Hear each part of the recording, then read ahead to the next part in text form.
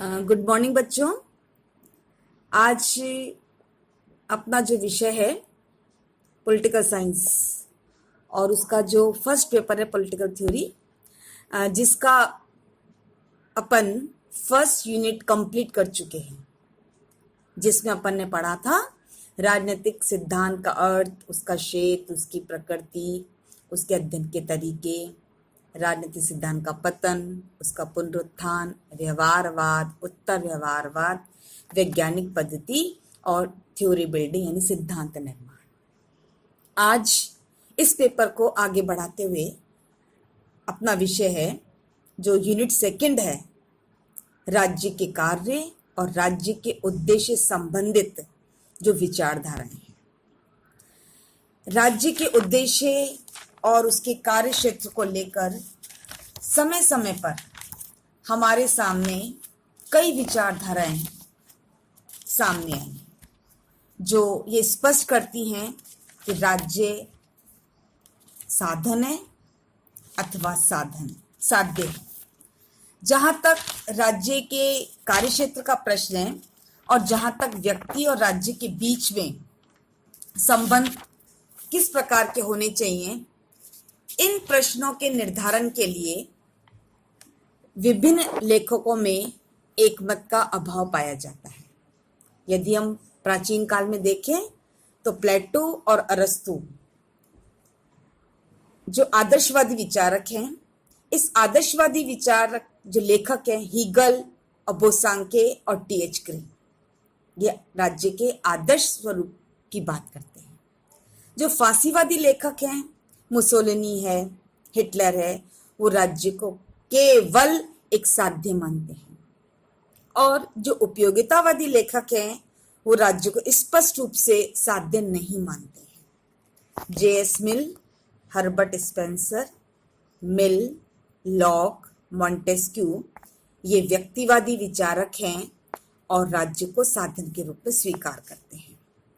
अराजकतावादी भी राज्य को साधन मानते हैं। राज्य स्वयं में एक साध्य है। जो विचारक इस चीज को मानते हैं वो व्यक्ति और राज्य में भेद नहीं करते हैं। राज्य एक साधन है, वो विचारक व्यक्ति और राज्य में भेद करते हैं और राज्य को केवल मानव हितों की पूर्ति का एक साधन मानते हैं, जैसा अराजकतावादी, व्यक्तिवादी, बहुलवादी। टी.एच. ग्रीन राज्य का आधार इच्छा है न कि शक्ति है, इस पर अपने विचार प्रस्तुत करता है। तो आज अपन उदारवादी विचारधारा है, आदर्शवादी विचारधारा है, समाजवादी विचारधारा है, व्यक्तिवादी विचारधारा है, आदि अनेक विचारधाराओं को आगे बढ़ाते हुए आज का जो अपना विचारधारा का जो विषय है वह उदारवादी विचारधारा। जैसा कि नाम से स्पष्ट है, लिबरलिज्म। उदारवाद राजनीति का वह सिद्धांत जो सामंतवाद के पतन के बाद राजनीति को बाजार अर्थव्यवस्था के अनुरूप मोड़ देने के लिए अस्तित्व में आया। कब आया उदारवादी? सामंतवाद के पतन के बाद। और राजनीति को जो बाजारी अर्थव्यवस्था थी उसके अनुसार उसको ढालने का प्रयास किया। शुरू में इस उदारवाद ने व्यक्ति को राजनीति का केंद्र बिंदु मानते हुए व्यक्तिवाद को अपनाने का प्रयास किया। यानी शुरू में जो उदारवादी विचारधारा है वो किसका समर्थन करती है? कौन सी विचारधारा को अपनाने की बात करती है? व्यक्तिवाद का। परंतु बाद में इसने राजनीति में समूहों की, ग्रुप्स की महत्वपूर्ण भूमिका को स्वीकार करते हुए बहुलवाद को अपना लिया। यानी उदारवाद का जो प्रारंभिक रूप है वो व्यक्तिवाद का है, बाद का रूप इसका बहुलवाद का है। शुरू में यदि हम इसको देखें तो इसने मुक्त बाजार व्यवस्था, फ्री ट्रेड को सामान्य हित का उपयुक्त साधन माना और राज्य के अहस्तक्षेप की नीति का समर्थन किया कि राज्य व्यक्ति के कार्यों में हस्तक्षेप नहीं करेगा। कौन से कार्यों में? आर्थिक कार्यों में। फ्री ट्रेड है। परंतु बाद में इसने बाजार व्यवस्था को सामान्य हित के अनुरूप नियमित करने की आवश्यकता स्वीकार करते हुए कल्याणकारी राज्य का सिद्धांत अपना लिया, वेलफेयर स्टेट। यानी पहले तो उसने क्या करा, व्यक्ति एकदम फ्री छोड़ दिया बाजारी अर्थव्यवस्था में, लेकिन जब इसके दुष्परिणाम सामने आए तो इसने वेलफेयर स्टेट के सिद्धांत को अपनाया और आवश्यकता पड़ने पर राज्य के हस्तक्षेप को स्वीकार किया। और व्यक्तिवादी विचारधारा क्या है? वह सिद्धांत जिसके अनुसार व्यक्ति अपने हितों का सर्वोत्तम निर्णायक है और उसकी सिद्धि करते समय वह दूसरों के हित साधन में भी योगदान देता है। अतः राज्य या कोई भी संस्था व्यक्ति के लिए है, व्यक्ति स्वयं राज्य या अन्य किसी संस्था के लिए नहीं है। अर्थात व्यक्ति अपने हित का स्वयं निर्णायक है, कोई भी उसके हित में हस्तक्षेप नहीं कर सकता, राज्य और ना ही कोई संस्था। बहुलवादी जो विचारधारा है वह सिद्धांत जिसके अनुसार विभिन्न व्यक्ति अपने अपने हित साधन के लिए समूह के रूप में संगठित हो जाते हैं और इन समूहों में जो परस्पर हित विरोधी हो सकते हैं, यद्यपि यह विरोध मतभेद गहरा नहीं होता, फिर भी राज्य का कार्य ऐसी नीतियां बनाना है जिनसे इन समूहों के परस्पर विरोधी हितों में सामंजस्य स्थापित किया जाए, उन ग्रुप्स में, उन समूह में कोऑर्डिनेशन स्थापित किया जाए।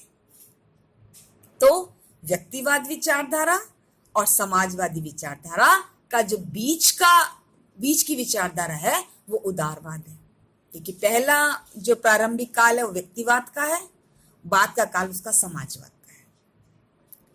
यदि हम इसका गहराई से अध्ययन करें, विश्लेषण करें, एनालिसिस करें, तो उदारवाद कोई बंधाई विचार प्रणाली नहीं है कि हम इसको किसी टाइम पीरियड में बांध सके, बल्कि एक बौद्धिक आंदोलन है जो बदलती हुई परिस्थितियों में नई चुनौतियों का सामना करने के लिए नए नए विचारों को अपनाता चला गया।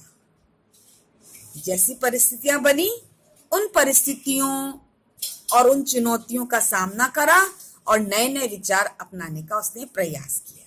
इसलिए उदारवाद का एक निश्चित समय नहीं है, एक ही बंधाई विचार प्रणाली नहीं कही जा सकती।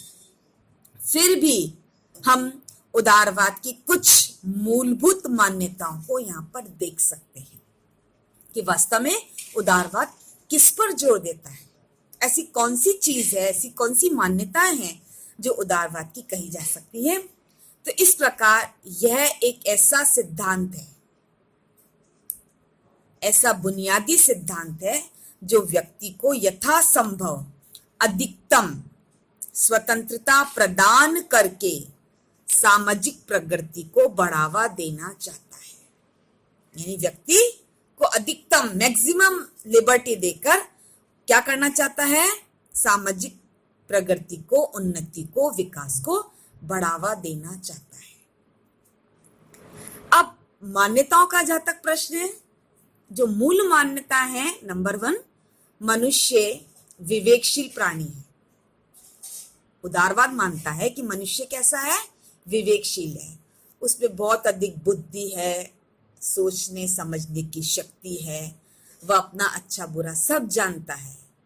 वह अपने विवेक और तर्क बुद्धि के बल पर अपने और अपने समाज की प्रगति में पूरा सहयोग देने की अपार क्षमता रखता है। पहली मान्यता हुई। दूसरा, व्यक्ति के स्वार्थ और सामान्य हित की सिद्धि में कोई बुनियादी टकराव नहीं है। उदारवाद क्या मान रहा है कि व्यक्ति के जो इंटरेस्ट हैं, जो स्वार्थ हैं और जो जनरल इंटरेस्ट हैं की सिद्धि में कोई बुनियादी टकराव नहीं है, एक सामान्य है। व्यक्ति का हित और सामान्य व्यक्ति का हित में कोई विशेष टकराव नहीं है। तीसरी इसकी मूलभूत मान्यता, व्यक्ति को कुछ प्राकृतिक अधिकार मिले हुए हैं। व्यक्ति को नेचर ने, प्रकृति ने कुछ अधिकार दिए हैं, जैसे व्यक्ति स्वतंत्र है, व्यक्ति समान है, तो किसी भी सत्ता को इनका उल्लंघन करने की कोई अनुमति नहीं है। यानी व्यक्ति के प्राकृतिक अधिकारों में कोई भी संस्था, कोई भी संघ, कोई भी समुदाय किसी प्रकार का कोई भी हस्तक्षेप नहीं कर सकता, उनका किसी प्रकार का कोई भी उल्लंघन नहीं कर सकता। तो क्या स्पष्ट है कि उदारवादी विचारधारा पूरी तरह से व्यक्ति के अधिकतम स्वतंत्रता की बात करती है।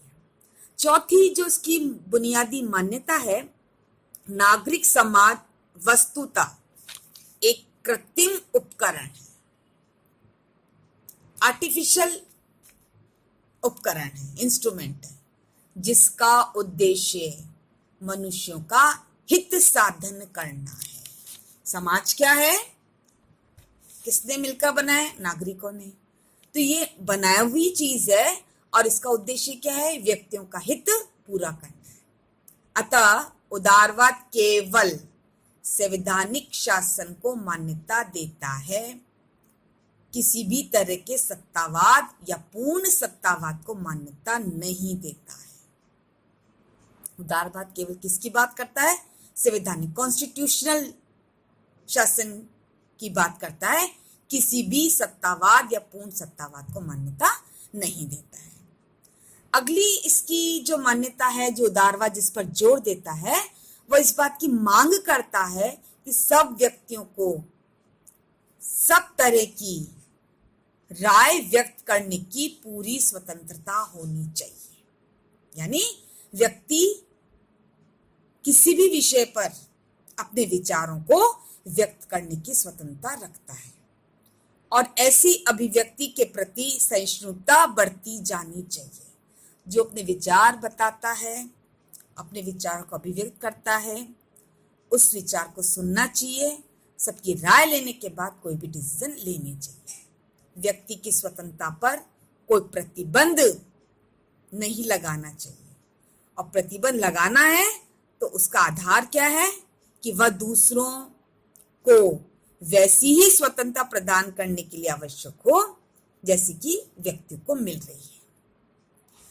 अगली जो उसकी मान्यता है उदारवाद की, उदारवाद अनुबंध की स्वतंत्रता विश्वास करता है, समझौते की स्वतंत्रता।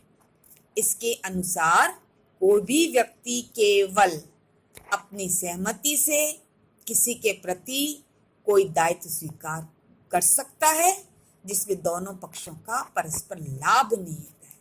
यानी इसमें कोई रोक टोक नहीं है राज्य के द्वारा, किसी संस्था के द्वारा, किसी संघ के द्वारा। व्यक्ति की इच्छा है वह किसी भी पक्ष से समझौता कर सकता है, किसी व्यक्ति से लेन देन कर सकता है। यानी लेन देन में व्यक्ति की गरिमा को कायम रखना उदारवाद का मूल मंत्र है।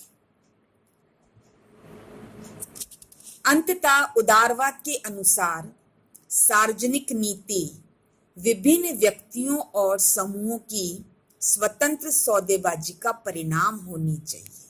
यानी व्यक्ति बिल्कुल फ्री है किसी प्रकार का लेन देन करने में, किसी प्रकार के ग्रुप के साथ अपना समझौता करने में। तो इस तरह उदारवाद के अंतर्गत बाजार समाज को समाज व्यवस्था का एक उपयुक्त प्रतिरूप माना जाता है, जिसमें राज्य की भूमिका व्यक्तियों को जीवन और संपत्ति की सुरक्षा प्रदान करने, अनुबंधों को लागू करने और न्यूनतम सामान्य सेवाओं को व्यवस्था तक सीमित करनी चाहिए।